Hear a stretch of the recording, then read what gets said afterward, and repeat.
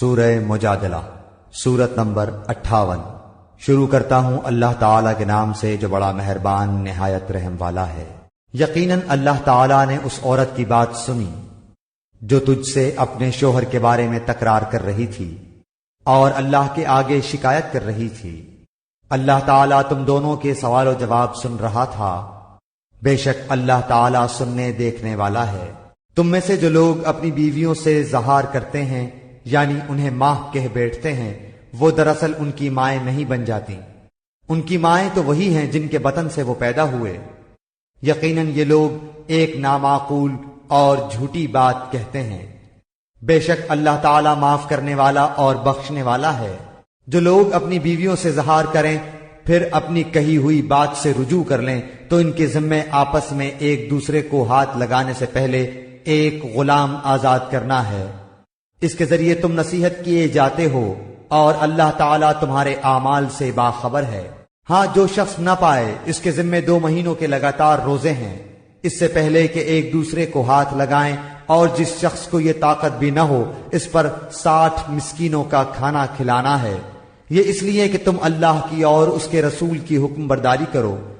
یہ اللہ تعالیٰ کی مقرر کردہ حدیں ہیں اور کفار ہی کے لیے دردناک عذاب ہے۔ بے شک جو لوگ اللہ اور اس کے رسول کی مخالفت کرتے ہیں وہ ذلیل کیے جائیں گے جیسے ان سے پہلے کے لوگ ذلیل کیے گئے تھے۔ اور بے شک ہم واضح آیتیں اتار چکے ہیں، اور کافروں کے لیے تو ذلت والا عذاب ہے جس دن اللہ تعالیٰ ان سب کو اٹھائے گا، پھر انہیں ان کے کیے ہوئے عمل سے آگاہ کرے گا جسے اللہ نے شمار رکھا ہے اور جسے یہ بھول گئے تھے۔ اور اللہ تعالیٰ ہر چیز سے واقف ہے۔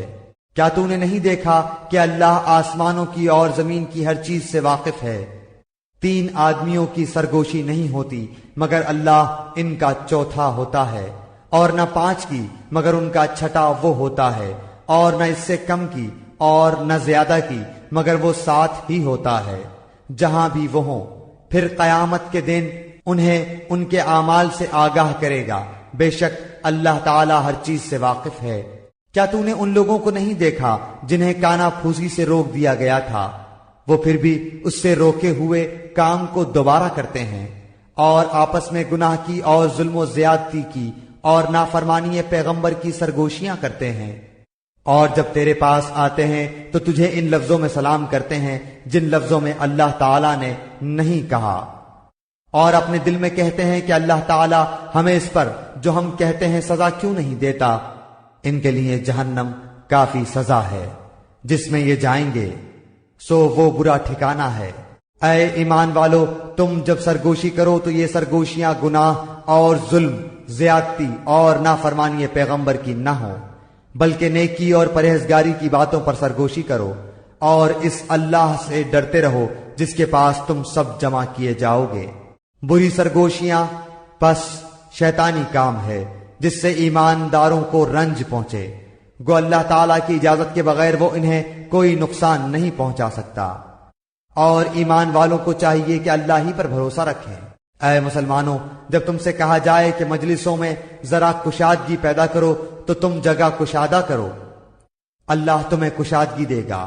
اور جب کہا جائے کہ اٹھ کھڑے ہو جاؤ تو تم اٹھ کھڑے ہو جاؤ، اللہ تعالیٰ تم میں سے ان لوگوں کے جو ایمان لائے ہیں اور جو علم دیے گئے ہیں درجے بلند کر دے گا، اور اللہ تعالیٰ ہر اس کام سے جو تم کر رہے ہو خوب خبردار ہے۔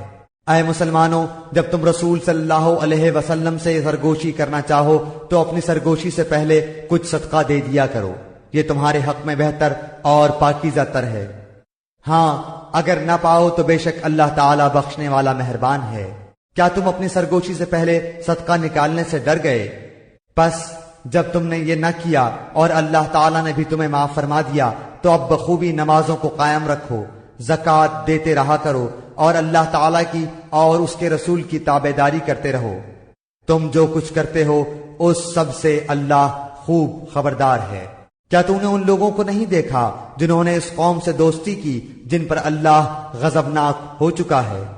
نہ یہ منافق تمہارے ہی ہیں نہ ان کے ہیں، باوجود علم کے پھر بھی جھوٹ پر قسمیں کھا رہے ہیں۔ اللہ تعالیٰ نے ان کے لیے سخت عذاب تیار کر رکھا ہے۔ تحقیق جو کچھ یہ کر رہے ہیں برا کر رہے ہیں۔ ان لوگوں نے تو اپنی قسموں کو ڈھال بنا رکھا ہے اور لوگوں کو اللہ کی راہ سے روکتے ہیں۔ ان کے لیے رسوا کرنے والا عذاب ہے۔ ان کے مال اور ان کی اولاد اللہ کے ہاں کچھ کام نہ آئیں گی۔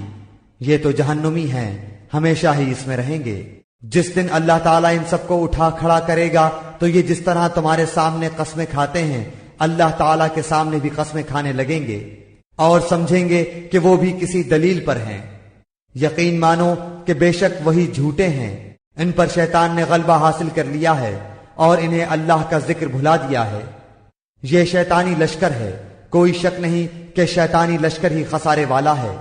بے شک اللہ تعالیٰ کی اور اس کے رسول کی جو لوگ مخالفت کرتے ہیں وہی لوگ سب سے زیادہ ذلیلوں میں ہیں۔